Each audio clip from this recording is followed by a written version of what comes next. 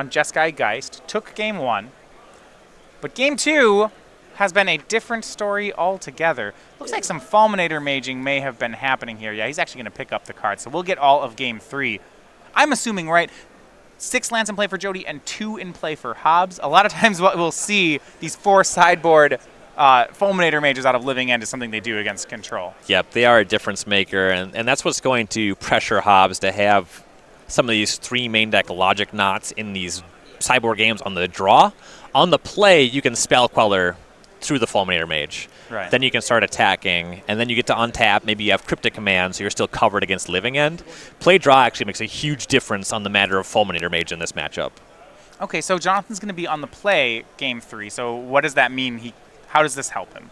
Spell Queller is just on time for Fulminator Mage. Okay. Once you're behind on that, you're just never going to get ahead. As long as Jody keeps converting Fulminator Mages or gets to cast Living End, even just Living End for Fulminator Mage back, that's going to keep pushing you back and you won't have access to your counter spells. Yeah, I mean, that looks like what we saw that game is where Jody land destruction his opponent out, and then once he's on 6 lands and Jonathan's on 2, you actually just can start casting Horror of the Broken Lands, which... If you even have to. Yeah, if that's even necessary. Once your opponent isn't playing spells, it's pretty easy to win from there. Right. And it's an interesting part to Living End deck. That is generally what they go to out of the sideboard. His other cards, Ingate Chewers, Ley Lines, Dead Gons, I don't think particularly relevant here. No, and looks like he doesn't have access to any Ricochet traps, though that doesn't matter against Spell Queller anyway. It would allow him to fight over these Logic Knots, though the permission from Jeskai is a little bit inefficient and they're a little bit light on it anyway. And the Fulminator Mage is going to tax them to have Logic Knot because the second counter spell, at least a 2-mana 1, tends to be Negate. So your creature spells are pretty good. So Jonathan on the play in game 3, I want to look at the difference, the card Geist of St. Traft. It is a creature, so it can in theory be swept up by Living End. And Living End has some 2/2s for 3 to block it. However, at the same time, it dodges Demonic Dread. Do you think Jonathan's going to still be on that plan, or is he going to try to be more controlling here for a 3rd game? I would expect to see Geist in the sideboard. If you cast it, sometimes you just get Living Ended on the spot. So casting it on turn 3 is usually pretty poor. And also, Jody can just cast Fulminator Mage and block your Geist. That's the part I'm worried about, right? Because so when it comes about getting Living Ended away, it's a 50-50. Half his Cascades hit it, half his don't. But then you start looking at Fairy Macabre, Fulminator Mage, even Simeon's Spirit Guide, actually, just as a card that blocks Geist. Yes. I think that Geist is pretty weak in the matchup. Spell Queller is an upgrade compared to the slower controlling build of Jeskai. I guess we could call this deck Jeskai Spell Queller for as far as it matters in this matchup.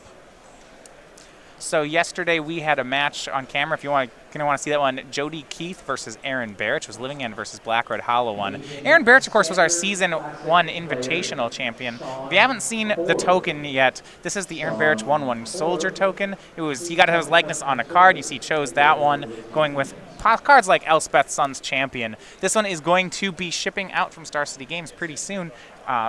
It's already. Is it? No, it's like this coming up. Your orders are going to start starting on the 27th. We'll be shipping with this card. So next week, go ahead and get those orders in, and you can get a copy of this token. Also, be giving it away with our Opens and Classics starting in the Dallas Open mid next month. Yeah, it's a really cool token.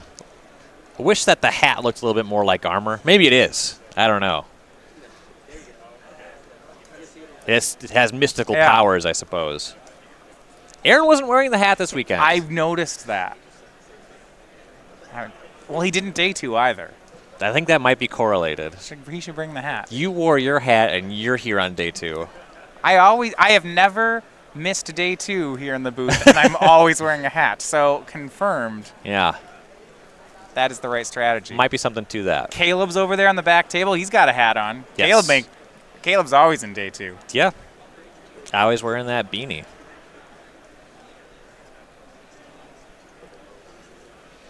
Jerry Thompson used to wear a lot of beanies. Not so much anymore. Yeah. Well, I'm trying to think who are other all mono hat players. Gabe Nassif. Right. Yellow hat. Yellow hat. Just quite the storied history of Magic players wearing hats.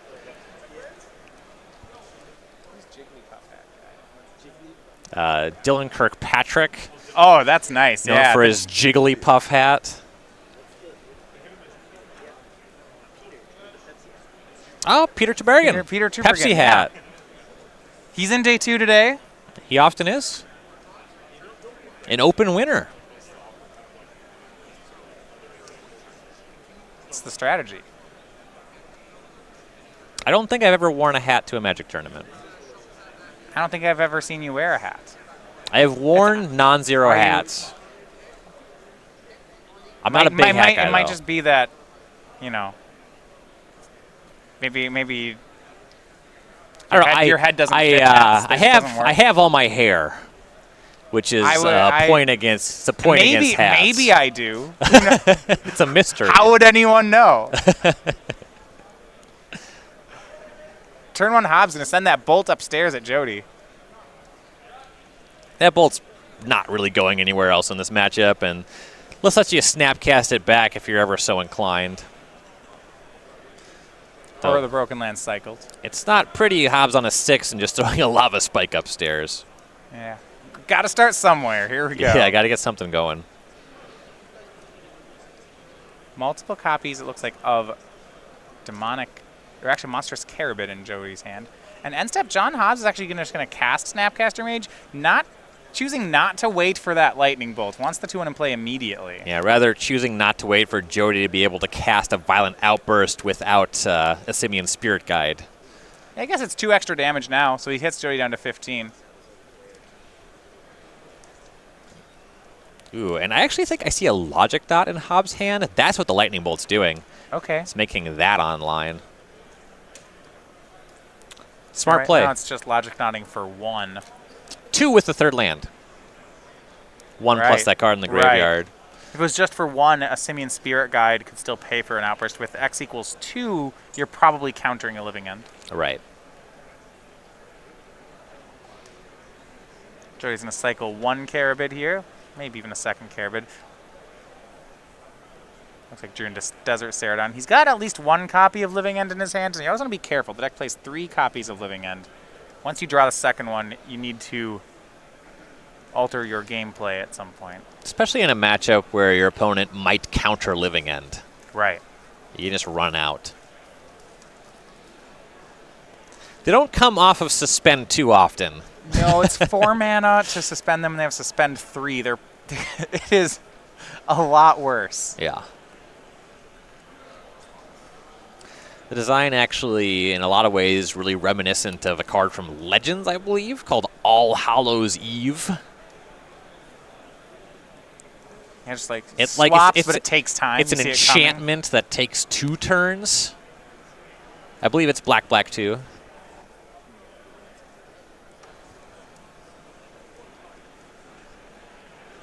Jody here on 13. You can't cascade as effectively into All Hallows Eve, though. You just got to get lucky to cascade into it. And then it still takes a while. Bituminous Blast into All Hallows Eve, your turn. Fulminator Mage is attempted from Jody, and Hobbs is going to look at the respect here. He Logic Knots it for 2, respecting Simian Spirit Guide. Mm-hmm. And Relic of Progenitus from Hobbs, he'll attack in with Snapcaster Mage. Yeah, that's a good pickup. That means that even if Jody can execute with the Living End, Hobbs can just exile the graveyard.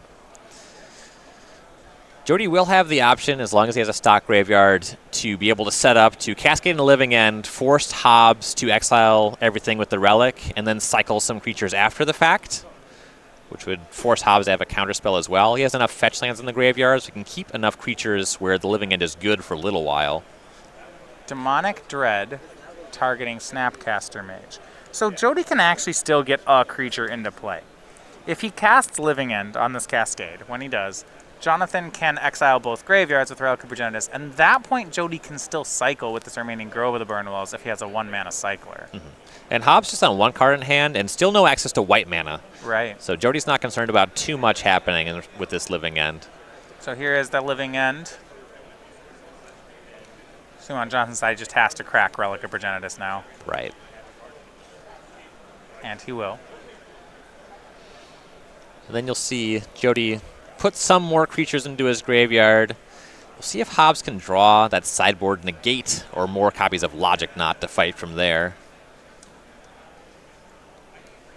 So Hobbs draws. Now Living End is going to resolve. Unless Jody's going to cycle. There's the cycle. Looks like a monstrous Carabid will be put in the graveyard. And a Street Wraith. Now things are getting scarier. That's went from now 7 power in the graveyard. There's a Simeon Spirit Guide. We'll see if he has a third thing to cycle with that, and he does not. But still a swap. Snapcaster's down. Carabid and Street Wraith are in play. Back over to Hobbs we go. And Hobbs has a Spell Queller in hand. He just doesn't have that white mana. No, he's still on no white, so a ways away from anything like Supreme Verdict. If he even plays it, generally these Geist decks don't. Yeah, they don't really combine very well. The main deck doesn't have anything like that. Sideboard, he has some Settle the Wreckage, but no Supreme Verdict. But yeah, off the double white for Settle as well. Swing for 7. Hobbs down to 12. Looks like we're just going to hard cast another monstrous Carabid. It does not impact the clock. It just goes from 7 to 11. But if Hobbs starts answering one creature, then having that extra body does matter. I guess if he has to crack a fetch land for his white mana, then it stops him from doing that. He makes Celestial Colonnade, so Jody's got him down to 1 on the attack. I guess a Violent Outburst, if Jody has it, could be lethal here. The secret mode, give your attacking creatures +1/+0. That's the thing it always does. Jody has it here, too. You see it at the front of the hand. Is he going to go for lethal with that Violent Outburst? We will see. Yeah, may as well.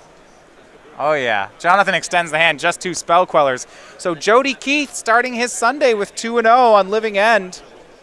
Defeats Jeskai Geist, winning both sideboarded games. Yeah, we're seeing a lot of humans in the field, barring Thalia putting you off balance or Meddling Mage on Living End. It's pretty good in that matchup, and this sideboard Dead Gone strategy makes you better there. The more creature decks there are in the field,